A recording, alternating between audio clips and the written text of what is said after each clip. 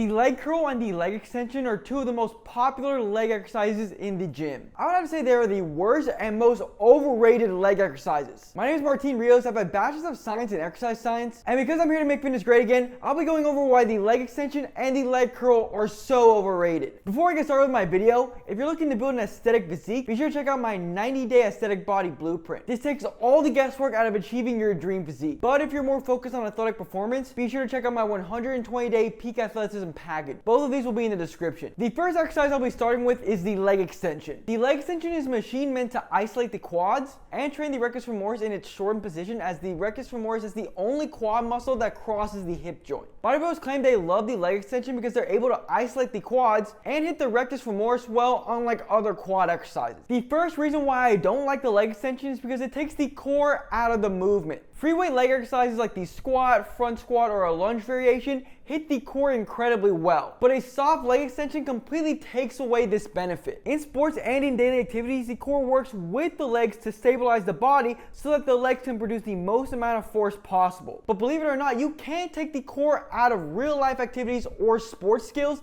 so you shouldn't be doing it in the gym. And speaking of taking things out, the leg extension takes away the balance demand and you're not weight bearing, which you would be in most daily activities and sports skills. When it comes to balance, you would have to balance yourself to some degree outside the gym, so it doesn't make sense why you would take away balance when you're in the gym. It blows my mind that people go to the gym to get in better shape, then they do stuff like that. And balance has numerous benefits like helping you with sports and decreasing the risk of lower extremity injuries. And when it comes to the exercise being non-weight bearing, most sports skills, especially leg movements, are closed chain, meaning that the body's not fixed, but the legs are in a fixed position. I mean, think about it. When in real life are you floating in the air extending your legs? Yeah, never. And while bodybuilders claim that they love the leg extension isolates the quads, isolation, especially with the legs, are incredibly unrealistic. Again, think about a time in sports or in daily activities where you're only using your quads. Unlike compound leg exercises, the leg extension doesn't teach your quads to work with other muscles of the leg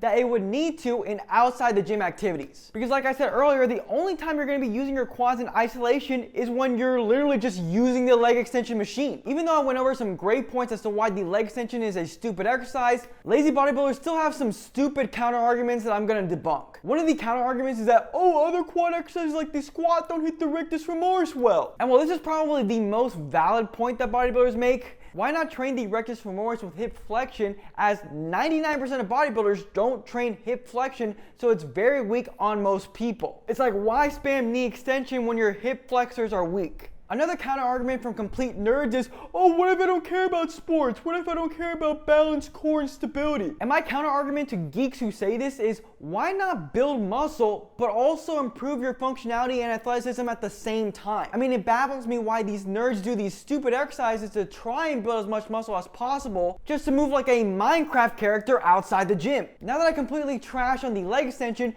you may be wondering what some good alternatives are. And the only two exercises or group of exercises that you need to build your quads are some sort of squat variation and a lunge variation, as both of these are foundational leg movements that will not only hit your quads well, but give you the core balance and stability benefits that I mentioned earlier. When it comes to volume, you should be doing 6 to 10 sets per muscle group per workout. So if you do 3 to 5 sets of a squat and 3 to 5 sets of a lunge, you've got enough quad volume for your workout. Which is why I say that these are the only two exercises you really need to build your quads. And if you're really focused on quad growth and you don't want as much glute activation, you can just do an anteriorly loaded squat or an anteriorly loaded lunge to target the quads a little bit more. Although I trashed on the leg extension a bunch, there are some circumstances where leg extensions can be appropriate. I personally don't like using leg extensions ever because, like I said it earlier, if you do 3 to 5 sets of a squat and lunge variation, you're getting enough quad volume to maximize muscle growth. But some of you may really enjoy the exercise, so I'll give you some circumstances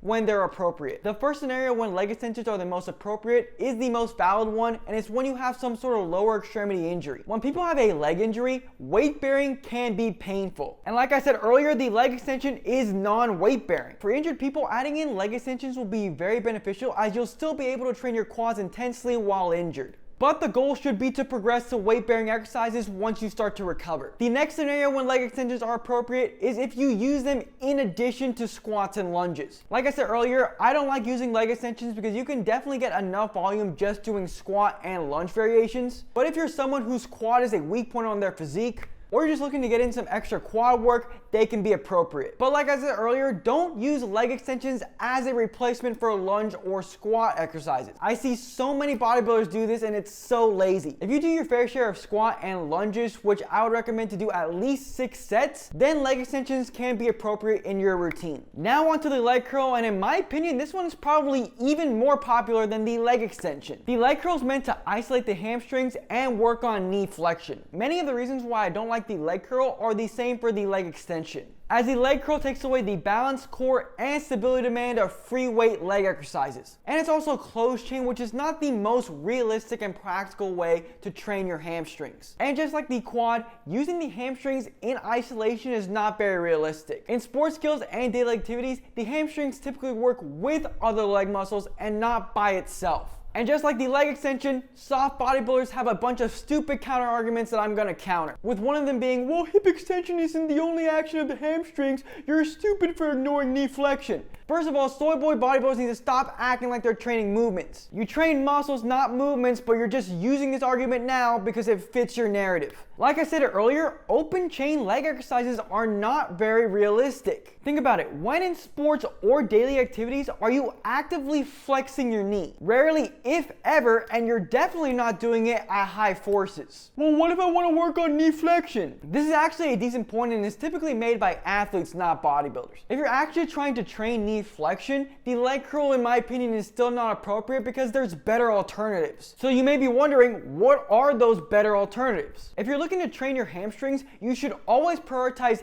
hinge exercises like an RDL or deadlift. My biggest issue with the leg curl is not the exercise in general, but the fact that so many people use the leg curl as a replacement for a hinge exercise. Just like the squat and lunge, the hinge is also a foundational leg movement. Just like the leg curl, the hinge hits the hamstrings well, but unlike the leg curl, it teaches the hamstrings to work together with other leg muscles, it has a core balance and stability demand, and it's a closed chain leg exercise, which is far more realistic. But if you're specifically trying to train knee flexion, which can help with knee health and preventing hamstring injuries, there are far better alternatives like the Nordic curl, stability ball hamstring curls, or sliding hamstring curls. Unlike the leg curl machine, these exercises involve the core as well, and there has been research specifically on the Nordic curl that shows that these exercises are very good at preventing hamstring and knee injuries. Just like the leg extension, there are some times when using the leg curl is appropriate. With the first being the same as the leg extension, where if you have some sort of lower extremity injury where you can't weight bear, using the leg curl can be an effective way to train your hamstrings while you're injured. The next circumstances where using the leg curl may be appropriate, or if you have a muscular imbalance between your hamstrings and your quads, which is actually somewhat common, and you're looking to get in a little more volume. I would say using the leg curl machine is far more appropriate than using the leg extension, because if you do 4 to 5 sets of a hinge exercise, you're still not in that 6 to 10 set range to maximize muscle growth. So adding in some leg curls to get enough hamstring volume and maximize muscle growth may be appropriate. I would personally still use more athletic and functional knee flexion exercises, but like I said, adding in leg curls here still makes sense as long as it's not replacing hinge exercises. And that's why I think the leg curl and the leg extension are the most overrated exercises in the gym. If you're looking to learn more about an effective leg workout, I made a video reacting to Will Tennyson's leg workout, which you should check out.